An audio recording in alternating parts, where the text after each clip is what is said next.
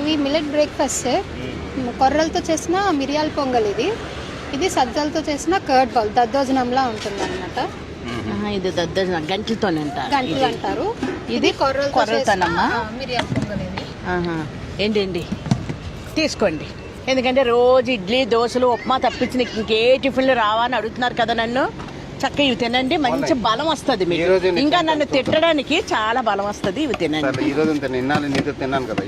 అదే తిందాం, చాలా బాగుంటుంది. ఏంటండి నాకోటి మీకోటి, ఇదోటి అదోటి తీసుకుందాం. ఏంటి సరే సరే. బా టేస్ట్ చాలా బాగుందండి. కొర్రలతో పొంగల్ అంట, దానికి కాంబినేషన్ సాంబార్ అంట. సాంబార్ వేసి ఇచ్చారు, టేస్ట్ చాలా అదిరిపోయిందండి. తినేసి వెళ్తే ఆరోగ్యానికి ఎంత మంచిదో. ఏంటి ఇడ్లీలు దోశలు అవన్నీ ఎంతగానో తింటామండి. ఇలాంటివి బాగున్నాయి. కొరబియ్యం పొంగల్ నేను ఇదే చూడటం చాలా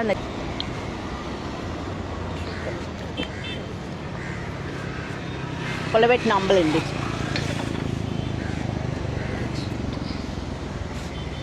చాలా బాగుంది.